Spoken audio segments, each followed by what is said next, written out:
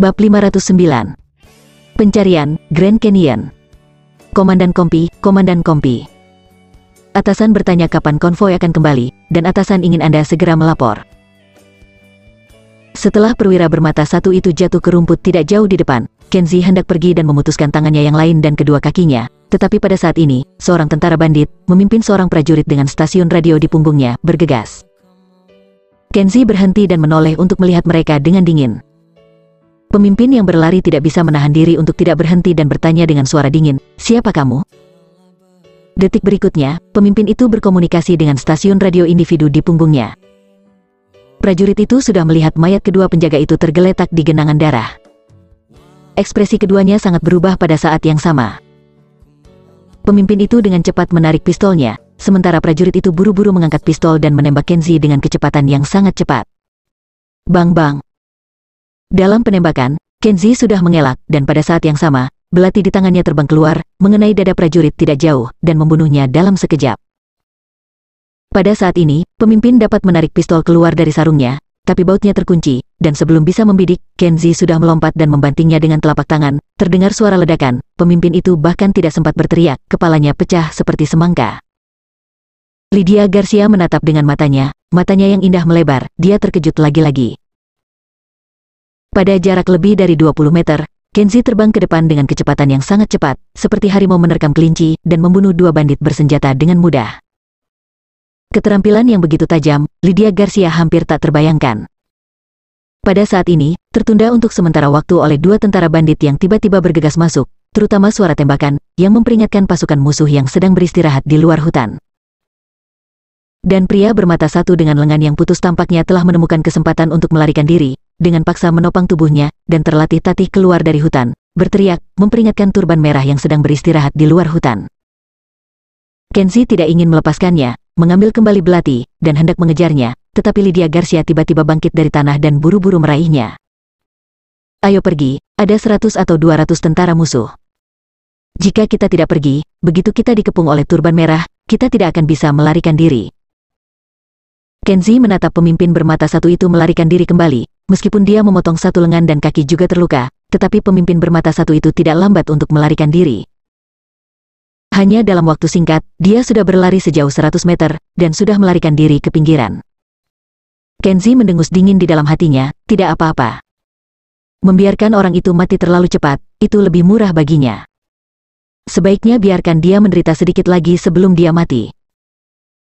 Tujuan Kenzie tidak hanya untuk membunuh pemimpin bermata satu yang membunuh George Seven, dia juga ingin membunuh semua 200 bandit turban merah, tetapi meskipun demikian, Kenzie tidak akan gegabah untuk berpikir bahwa dengan kekuatannya sendiri, dia tidak bisa bertarung langsung dengan 1 atau 200 tentara musuh bersenjata mesin. Untuk membunuh mereka semua, dia hanya dapat menjatuhkan mereka sepotong demi sepotong, dan setelah mereka tersebar, bunuh mereka satu persatu. Kenzie tidak ragu-ragu, dan dengan satu kaki dia mengambil pistol yang dibawa oleh mayat prajurit musuh, meraihnya di tangannya, dan menyerahkannya kepada Lydia Garcia. "Ambil semua senjata yang berguna di mayat dan ikuti aku." Keduanya mengumpulkan senjata dan persediaan, lalu menghilang ke hutan liar sebelum sekelompok besar tentara musuh bergegas ke hutan. Pada pukul 7 pagi, mereka berdua berlari sepanjang jalan dan datang ke gunung lain di kejauhan. Kenzie menemukan tempat tinggi yang cocok untuk mengamati medan, dan kemudian berbaring diam-diam di rumput, menggunakan teropong untuk mengamati pergerakan pasukan musuh.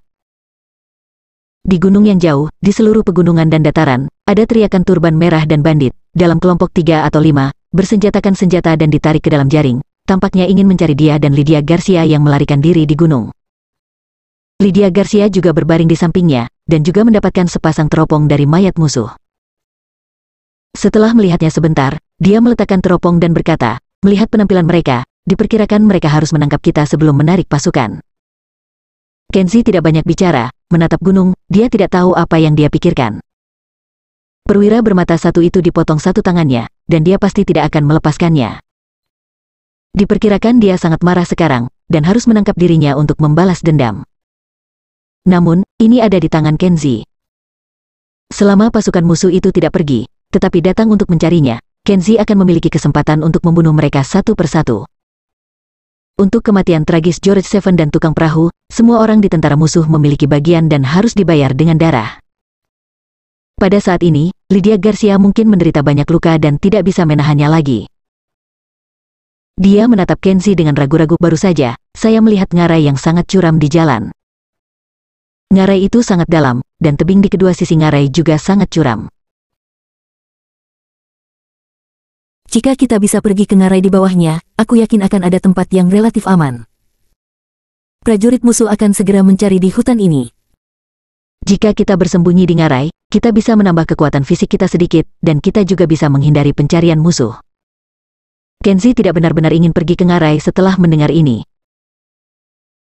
Menurut ide aslinya, dia harus tinggal di sini untuk berurusan dengan tentara musuh, dan kemudian menemukan kesempatan untuk memusnahkan kelompok-kelompok kecil pasukan musuh yang tersebar satu persatu, dan bahkan dia berencana untuk mengambil keuntungan dari masuknya musuh dalam skala besar ke dalam gunung dan menyelinap di belakang musuh. Bunuh tentara musuh yang tersisa yang menjaga persediaan konvoi. Namun, dia juga tahu bahwa Lydia Garcia tidak beristirahat sepanjang siang dan malam, dan memiliki luka di sekujur tubuhnya. Dia kelelahan untuk bisa bertahan sampai sekarang. Dia melihat ke langit, dan sepertinya akan turun hujan, jadi dia mengangguk dan berkata, "Oke." Kemudian dia bangkit dan membawa Lydia Garcia ke ngarai.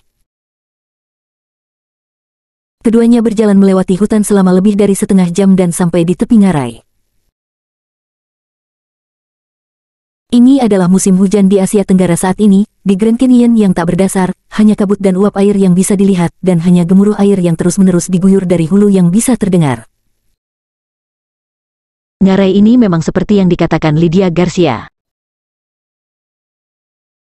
Kedua sisi ngarai itu berdinding batu gundul, curam dan berbahaya.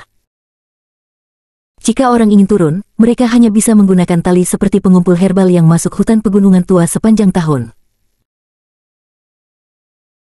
Dengan bantuan alat-alat dan batu-batu besar yang sedikit menjorok, turun perlahan ke bawah dinding. Dan begitu Kenzi dan Lydia Garcia turun ke ngarai ini, ratusan tentara musuh turban merah yang memburu mereka, bahkan jika mereka tahu mereka bersembunyi di sini, tidak akan punya cara untuk menemukan mereka. Kenzi melihat lingkungan sekitarnya, dan memotong sepotong rotan yang terkulai dari pohon besar, dan kemudian melemparkannya ke Lydia Garcia dan memintanya untuk mengikatnya di pinggangnya. Terlalu berbahaya untuk turun. Kamu menggunakan rotan sebagai tali pengaman, dan aku akan mengikat ujung ini ke pinggangku. Jika kamu terlalu lelah di jalan, setidaknya kamu memiliki jamiban agar kamu tidak jatuh ke tebing. Lydia Garcia mengangguk, tepat ketika dia akan melakukannya, dia tiba-tiba merasa pusing, tubuhnya bergoyang, dan dia jatuh ke pelukan Kenzi. "Apakah kamu masih bisa melakukannya?" Kenzi bertanya dengan cemberut. Aku mungkin kehilangan terlalu banyak darah." Lydia Garcia terdiam, wajahnya pucat dan kuyu. Ketika dia tertangkap, dia ditembak oleh tentara secara acak, meskipun peluru menggores pahanya dan hanya menyebabkan luka daging, dan tentara musuh juga memberinya perawatan singkat, dia masih bisa melihat rembesan konstan di bagian luar pahanya. Pada saat ini darah menodai seluruh kaki dan celana penuh darah merah. Selain itu, pemimpin bermata satu memukulinya dengan keras, dan kemudian dia berlari sepanjang jalan sampai sekarang, dan dia akhirnya kelelahan. Kenzi menghela nafas diam-diam, dan tidak punya pilihan selain berkata, "Kalau begitu aku akan menggendongmu. Aku akan mengikatmu padaku saat turun untuk mencegah kamu pusing dan jatuh dari tebing." Kemudian Kenzi melakukan ini, menggunakan rotan sebagai tali, membiarkan Lydia Garcia berbaring di pundaknya, dan kemudian keduanya mengunci mereka bersama. Kenzi mengikuti dinding batu dan perlahan-lahan menuruni batu. Ngarai itu dalam dan curam, Lydia Garcia berbaring di punggung Kenzi, merasa bahwa dia berada di kabut tebal dan lembab, seolah-olah dia berada di awan dan kabut, perlahan-lahan mengikuti Kenzi ke bawah. Memegang lehernya erat-erat, merasakan bahunya yang tebal, dan bahkan napasnya begitu dekat, Lydia Garcia secara bertahap mengembangkan perasaan yang rumit dan aneh di hatinya, seolah-olah jantungnya berdetak sedikit lebih cepat dan wajahnya sedikit memerah.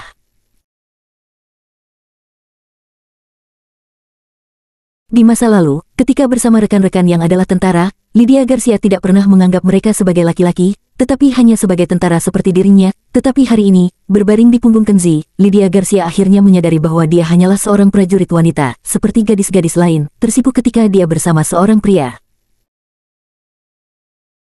Bab 510. Ketuk. Kenzi tiba ke dasar ngarai dengan Lydia Garcia di punggungnya. Melihat Lydia Garcia yang pucat bahkan tidak memiliki kekuatan untuk berjalan, dia terus menggendongnya dan menemukan tempat istirahat di mana dia bisa tinggal sementara. Di bawah ngarai, kabut air dan uap air lebih pekat.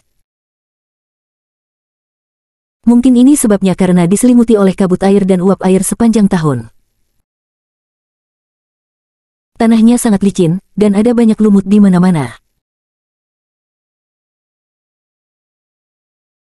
Apa yang membuat Kenzi merasa aneh adalah bahwa di ngarai, suara gemuruh air yang deras menjadi semakin memekakkan telinga, tetapi melihat jeram yang mengalir di antara ngarai, meskipun airnya sangat deras, alirannya tidak terlalu lebar dan volume air tidak sebanyak yang dibayangkan, seharusnya tidak membuat suara air mengalir begitu besar.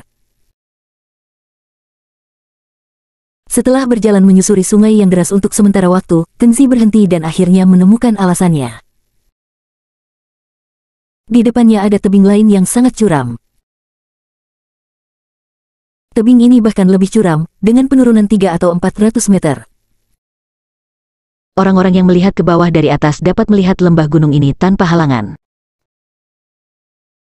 Pohon-pohon besar di bawahnya sekecil ilalang, dan jalan pegunungan yang berkelok-kelok di antara lembah-lembah tampak seperti garis putih berkelok-kelok. Jeram di antara ngarai terbang turun dari tebing ini, menabrak pada ketinggian 3 atau 400 meter, dan menabrak batu besar yang menonjol dari setengah pinggang tebing, membuat raungan memekakkan telinga, dan kemudian terhalang oleh batu yang menonjol, berderap ke bawah air terjun dipotong dua lagi, terus memercik dan berkumpul kembali menjadi sungai di kaki gunung di bawah. Ayo kembali, tidak mungkin turun dengan penurunan setinggi itu.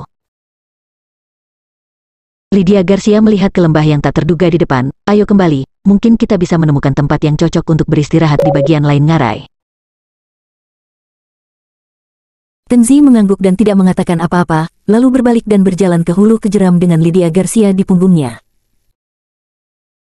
Setelah berjalan beberapa ratus meter di ngarai, dia tidak melihat gua kering di sisi pantai sungai ini, tetapi ketika Kenzi menginjak bebatuan dan ingin mengarungi pantai sungai di seberang jeram, Lydia Garcia menepuk bahunya dan menunjuk ke pantai ke arah hulu. Jika dia tidak melihatnya dengan matanya sendiri, akan sulit bagi Kenzi untuk percaya bahwa dia bisa melihat pemandangan bersejarah di bawah ngarai ini. Di tepi sungai di depan ada sebuah pesawat tua dengan karat dan ditutupi dengan lumut.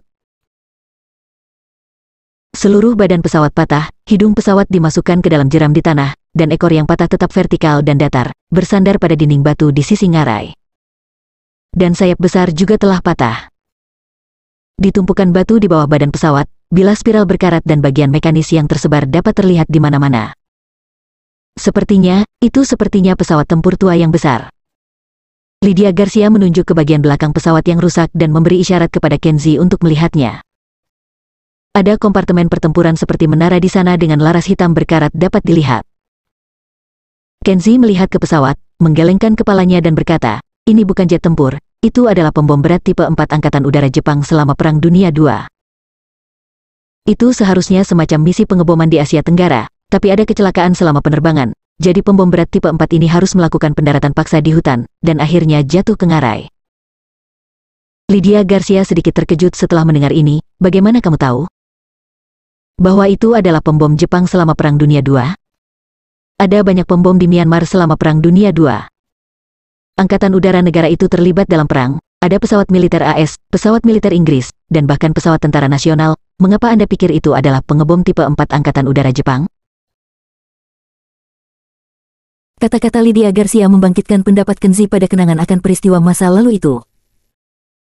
Yumiko, yang lebih baik mati dan menjadi suami istri bersamanya, pelayan Hanako yang cantik dan polos, serta benteng rahasia yang tidak pernah berakhir, dan atlas militer dan buku-buku selama Perang Dunia II yang dia baca di benteng.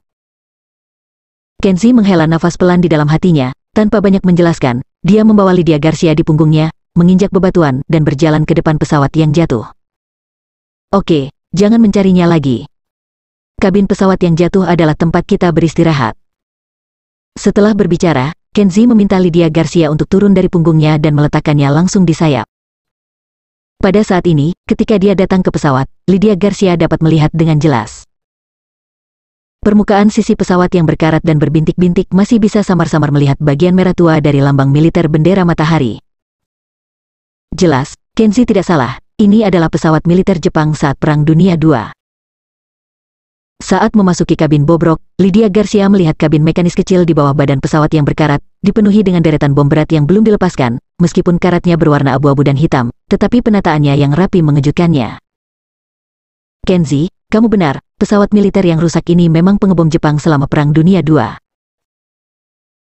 Lydia Garcia mulai sedikit mengaguminya, bahkan seorang prajurit profesional sendiri tidak dapat melihat pesawat militer macam apa ini, tapi dia hanya meliriknya dari kejauhan, dan dia dapat dengan jelas dan akurat menilai bahwa ini adalah pesawat militer Jepang selama Perang Dunia II, dan dapat menjelaskan secara rinci bahwa itu adalah pembom berat tipe 4 dari penerbangan Angkatan Udara Jepang. Kenzi, orang ini, sama sekali tidak sederhana. Kenzi tidak terlalu memperhatikannya, langsung menuju kokpit di ujung, dan mengeluarkan sisa-sisa dua pilot yang masih terikat di kursi dengan sabuk pengaman yang sobek. Dia menemukan tas payung usang di tengah, lalu merobek parasut dan meletakkannya sebagai selimut bersih, di kabin yang kotor dan tertutup karat ini, lantai yang bersih dan nyaman dibuka. Oke, jangan berdiri. Duduk, aku akan membantumu melihat lukanya. Lydia Garcia mendengar ini dan tidak ingin memaksanya lagi, jadi dia menutupi luka di pahanya, sedikit demi sedikit, condongkan tubuh ke bawah. Kenzi berjongkok, menunjuk ke tempat di mana darahnya merembes, dan berkata dengan ragu, kamu. Apakah kamu bisa melepas celanamu? Aku ingin melihat lukanya. Setelah mendengar ini, wajah cantik Lydia Garcia menjadi sedikit merah. Dia secara naluriah mengingat perbuatan jahat yang dilakukan Kenzi di Jepang, menyelinap ke istana, mencuri harta, dan ingin melakukan pelecehan pada pelayan. Dia tidak tahu kejahatan Kenzi. Apa sifat manusia ini? Jika dia benar-benar pencuri yang tidak tahu malu, maka mungkin dia tidak keluar dari bahaya saat bersamanya. Mengetahui bahwa dia ragu-ragu, Kenzi tidak mengatakan lebih banyak. Dia keluar dari kabin dan berkata, saya akan mencari beberapa herbal, dan kemudian Anda bisa merawatnya sendiri. Saya kira luka Anda mulai bernanah. Tunggu. Lydia Garcia menghentikannya tepat waktu dan memutuskan untuk percaya untuk saat ini bahwa dia bukan tipe orang mesum yang akan mengambil keuntungan dari bahaya orang lain, dan mengeluarkan pertolongan pertama seorang prajurit dari sakunya, ini dari mayat prajurit musuh. Aku membutuhkanmu untuk membantuku membersihkan luka dan menjahitnya. Saat berbicara, Lydia Garcia tidak ragu lagi dan melepas celananya dengan tegas. Lagi pula, pakaian di tubuhnya compang camping. Atasannya robek ketika dia hampir diperkosa oleh pria bermata satu. Dia hanya bisa dipelintir hingga menutupi dadanya, dan celananya juga robek oleh peluru. Sekarang dia terlihat seperti ini, telanjang, dan telanjang di mana-mana, jadi tidak perlu khawatir lagi. Setelah melepas celananya, dia hanya memiliki sepasang celana dalam renda merah muda yang tersisa di tubuh bagian bawahnya. Lydia Garcia berbaring miring, meluruskan kaki panjangnya yang seputih salju, benar-benar memperlihatkannya ke mata Kenzi, dan kemudian menutup mata dan berkata, tenang, silahkan. Bab 511.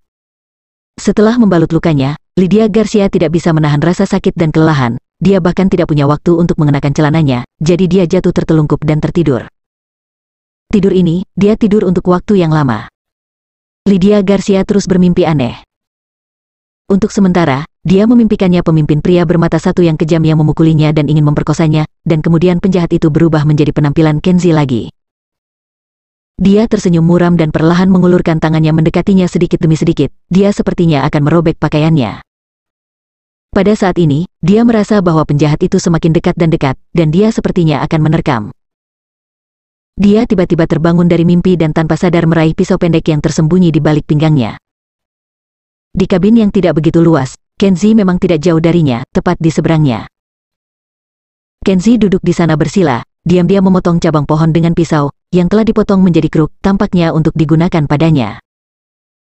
Lydia Garcia sedikit malu, dia diam-diam menyembunyikan pisau pendek di belakang pinggangnya dan duduk perlahan pada saat bersamaan. Kenzi menundukkan kepalanya, pura-pura tidak melihat pisaunya, dan terus memotong kayu, kamu demam, dan kamu banyak berbicara dalam tidurmu, tetapi sekarang demamnya telah mereda. Lydia Garcia meremas senyum enggan dan ingin mengatakan sesuatu, tapi tidak tahu harus berkata apa. Kenzi melihat kruk yang sudah jadi, meletakkannya, dan membawa ransum kering militer di sebelahnya. Ayo kita makan, hari akan segera gelap. Kita harus keluar saat hujan berhenti di luar. Lydia Garcia kemudian memperhatikan bahwa di luar kabin, langit sudah kelabu, dan masih ada garis halus yang mengambang di udara. Hujan, dia tidak mengharapkan tidur ini, seperti babi mati dalam keadaan koma sepanjang hari. Dia merasa kewaspadaannya terhadap Kenzie berlebihan. Jika dia ingin melakukan sesuatu yang salah padanya, dia hanya akan berbaring di depannya seperti mayat sepanjang hari, bahkan tidak mengenakan celana panjang, cukup baginya untuk melakukan beberapa hal. Lydia Garcia buru-buru mengenakan celananya dengan wajah memerah, dan kemudian duduk bersila seperti Kenzie, diam-diam makan makanan kering. Kenzie bangkit, lalu bersandar di pintu kabin, melihat derasnya arus di luar, dan merokok. Lydia Garcia diam-diam mengangkat kepalanya, meliriknya, dan tidak bisa menahan diri untuk bertanya, Kenzie, apa rencanamu selanjutnya? Maksudku, masih ada jalan panjang untuk pergi dari sini ke Myanmar Selatan. Kita memiliki tidak ada alat transportasi, dan daerah pegunungan ini adalah wilayah turban merah. Bagaimana kita akan melarikan diri dari sini? Melarikan diri? Kenzie tidak pernah berpikir untuk melarikan diri. Selama 1 atau 200 turban merah masih mencarinya di daerah ini, dia tidak akan meninggalkan gunung ini. Sekarang yang paling ingin dia lakukan adalah mengirim Lydia Garcia yang terluka ke tempat yang sedikit lebih aman. Hanya dengan menyingkirkan wanita yang seperti beban ini dia bisa bebas dan membunuh tentara musuh itu. Kenzie menghisap sebatang rokok dengan ringan dan tidak menjawab pertanyaannya. Melihat dia tidak berbicara untuk waktu yang lama, Lydia Garcia berkata pada dirinya sendiri lagi, sayang sekali. Tempat ini terlalu jauh dari negara otonomi Myanmar Selatan, dan ada wilayah di bawah yurisdiksi tentara pemerintah di bagian tengah. Saya tidak bisa meminta ayah saya dan yang lainnya untuk mengirim pasukan untuk datang ke sini membantu kita. Kenzie mengangguk, mengetahui jawabannya sejak lama. Lydia Garcia memandangnya dan berkata, aku tidak tahu apa yang terjadi dengan bandit serta tentara turban merah sekarang. Mereka tidak dapat menemukan kita di pegunungan, akankah mereka mengikuti mereka sepanjang jalan dan menemukan ngarai ini? Kenzie menggelengkan kepalanya dan berkata, mereka tidak akan melakukannya, mereka pergi ke selatan. Saya pergi pada siang hari, membunuh salah satu tim pengintai mereka, dan memancing mereka semua ke pegunungan di selatan. Lydia Garcia adalah diam-diam terkejut bahwa orang ini sangat gila. Seorang diri, seperti serigala tunggal, berani berlari keluar dan bahkan membunuh tim pengintai turban merah. Lydia Garcia tahu bahwa tim pengintai biasanya memiliki pasukan sebagai unit aktifnya, mulai dari 5 hingga 9, dan mereka semua terdiri dari pengintai paling elit, tetapi dia tidak tahu, orang aneh macam apa ini, apa dia tak takut mati? Dia bahkan tidak tahu mengapa orang ini tidak mengatakan apa-apa sebelumnya, seperti domba kecil yang pendiam dan jujur, menggertaknya apapun yang terjadi, itu semua tidak ditanggapi, bagaimana bisa ada manusia aneh seperti itu di dunia? Tiba-tiba, Lydia Garcia menjadi tertarik dengan kehidupan dan pengalamannya, dan bertanya ke samping, Kenzie, aku ingat ketika kita meninggalkan Jepang dengan perahu bersama, para pejabat bahkan mengirim kapal pasukan bela diri untuk menangkapmu, beserta pesawatnya. Bisakah Anda memberitahu saya, bagaimana Anda menyelinap ke istana kekaisaran orang timur? Apakah Anda membunuh seseorang, atau bagaimana Anda menghadapi para penjaga istana itu waktu itu? Membunuh mereka di tempat, atau ditangkap di tempat? Juga, saya melihat bahwa Anda sangat terampil dalam membunuh 2 penjaga turban merah itu dengan belati, dan Anda bisa melihat pesawat pembom tua ini hanya sekilas. Apakah Anda telah menerima banyak pelatihan sebelumnya, ataukah Anda jenis mata-mata atau agen khusus yang dirancang untuk membunuh orang? Kenzie menjatuhkan puntung rokok, Anda terlalu banyak berpikir, saya tidak sering membunuh. Kata-katanya sangat singkat, tanpa penjelasan tambahan, dia melihat ke langit lagi, dan kemudian mengubah topik pembicaraan. Sudah gelap. Jika kamu sudah merasa istirahat yang cukup, kita harus keluar. Lydia Garcia diam-diam kecewa setelah mendengar ini, dia pikir dia akan menjadi seperti tentara bayaran lainnya, mereka senang untuk membual tentang pengalaman mulia mereka di depan seorang wanita cantik, tetapi dia mengajukan begitu banyak pertanyaan sekarang, dia bahkan tidak beresonansi sedikit pun. Setelah makan makanan kering, Lydia Garcia memaksa tubuhnya ke atas. Saat lukanya masih berdarah, dia tidak merasakan banyak rasa sakit, tetapi sekarang setelah lukanya dijahit dan dibalut, itu membuatnya merasakan sakit yang tak tertahankan, dan dia tidak bisa bahkan berjalan. Kenzie tidak banyak bicara, hanya meletakkannya di punggungnya, menyalin kruk yang disiapkan untuknya, dan meninggalkan pesawat yang compang camping. Mendaki sampai ke ngarai, lalu Kenzie dengan cepat melewati hutan, dan datang ke kaki gunung dengan Lydia Garcia di punggungnya. Setelah berjalan beberapa saat, setelah melintasi jalan pegunungan yang berkelok-kelok, Kenzie berhenti dan menurunkan Lydia Garcia dari punggungnya. Kenzie menunjuk ke sebuah sungai tidak jauh di depan. Sungai ini adalah sungai yang kita lihat di tebing ngarai. Ketika saya datang ke jalan berliku ini pada siang hari untuk mengamati medan, saya menemukan bahwa kadang-kadang ada perahu nelayan di sungai kecil yang datang ke hulu untuk menangkap ikan.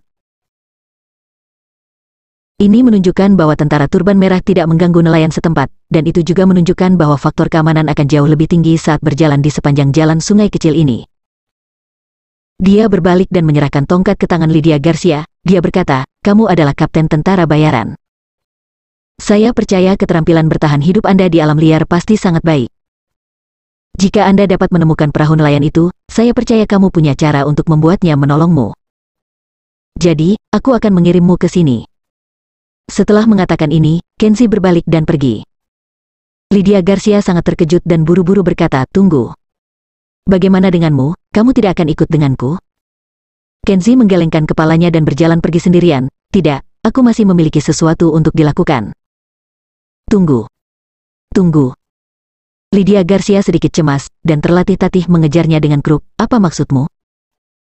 Kirim aku pergi, tapi tetap pergi sendirian. Apakah kamu ingin membalas Brother Seven dan yang lainnya?" Kenzie tidak menjawab. Lydia Garcia meraihnya dan berkata, "Karena kamu tidak pergi, aku juga tidak akan pergi.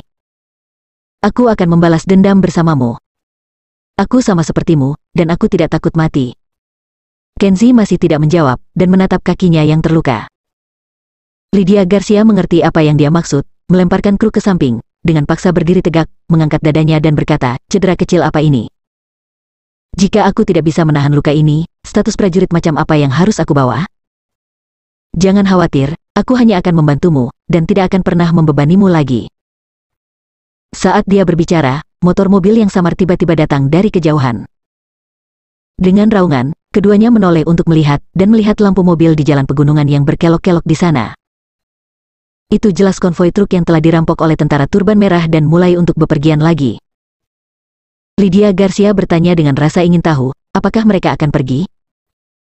Mereka telah mencari kita sepanjang hari, jadi mereka tidak berencana untuk terus mencari kita di pegunungan? Kenzie menggelengkan kepalanya, mereka tidak bisa pergi.